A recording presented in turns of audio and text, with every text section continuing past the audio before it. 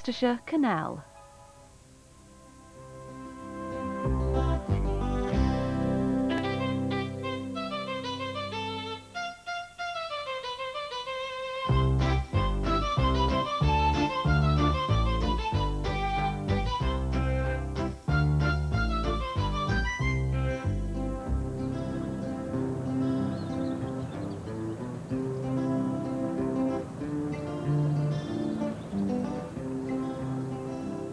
We're on the Staffordshire and Worcester Canal. It was built to join the River Severn with the Trent and Mersey and opened more than 200 years ago. It was just part of the great trade route system designed at a time when roads were virtually non-existent. It's difficult to imagine how the peace of the countryside must have been shattered when teams of men known as navigators or navvies moved in to start digging this canal. When it was opened, there followed a boom time along its 46 miles. But that's long gone now, and the tranquility of the countryside has taken over again.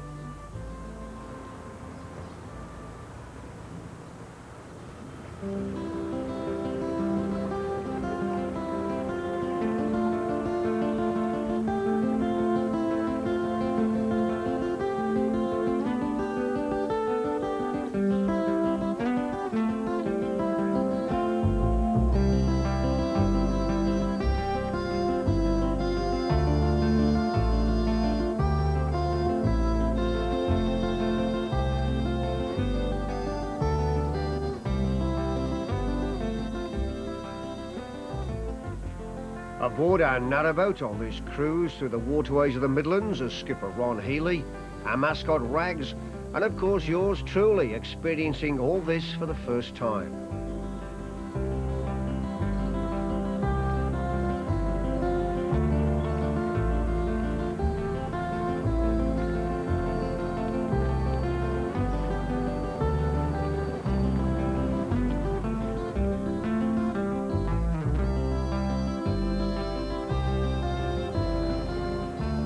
This scene couldn't be anywhere else but England, could it? The bridges and towpaths are overgrown with wildflowers, but this was a busy commercial route 150 years ago. It bustled with vessels pulled by horses carrying goods from the potteries to Bristol and the West. It's hard to visualise now. Today there's not even a duck on the water for Rags to bark at. Never mind, boy, try the other side.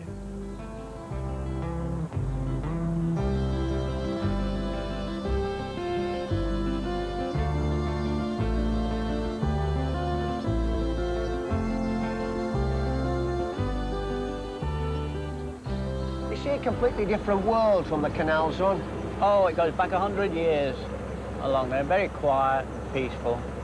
I notice, of course, that some of these old houses are fascinating. You don't see the backs of these places, do you, at all, from the road, of No, course? you don't. You just see the fronts, especially the lockkeepers' cottages. They're very fascinating, some of them. I also like to think, I mean, the wildlife must abound alongside some of these parts of the canal. Or when you stopped and moored up having a meal, you can see all the wildlife in the water going across from one side to the other. There's water voles and ducks and everything that's Very tranquil, but I notice in one or two places it does smell a little bit. Sometimes you get the odd sewage farm adjacent to the canal, yeah. The fishermen don't seem to mind us too much.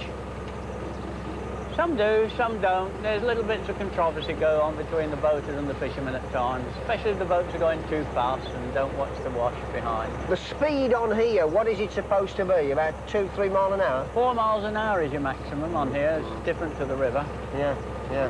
What sort of fish would you get out of here? Pike, I suppose? There are pike in here. The fishermen normally kill them if they catch them, but perch and roach and stuff like that, they catch, they throw it back again. We're approaching the industrial Midlands. The Severn Valley steam trains pass overhead on their way to Kidderminster, but the bridges which concern us are much lower. They'd never get a steam train through this one. Watch your head, Ron.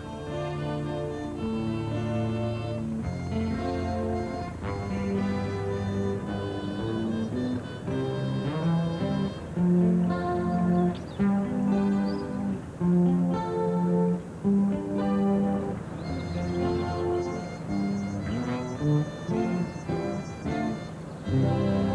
can't believe, really, that just a few feet away from us, we've left the tranquil banks of the canal. And look what's above us, this busy ring road.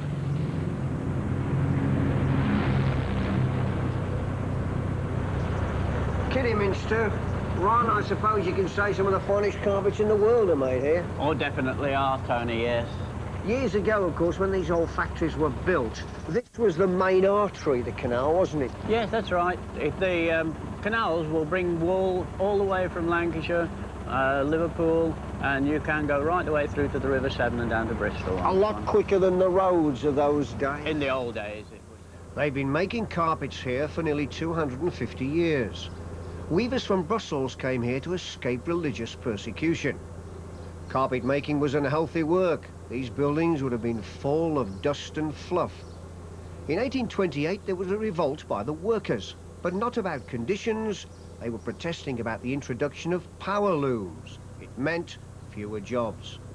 The canal boatmen weren't impressed, though. They were bringing the coal here to provide steam for the engines. Now much of the carpet industry has gone, a victim of the cut-price war.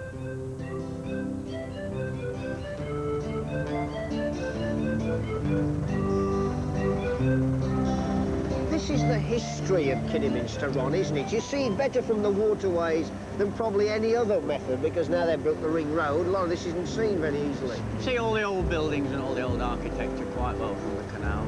Yeah, yeah. I like the way the brickwork at the top there is, what is a lighter brick, darker brick? Now that's architecture. Yeah, architecture patterns of Victorian patterns.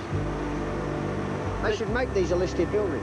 Make all these sort of places. All those little niches and all those overhanging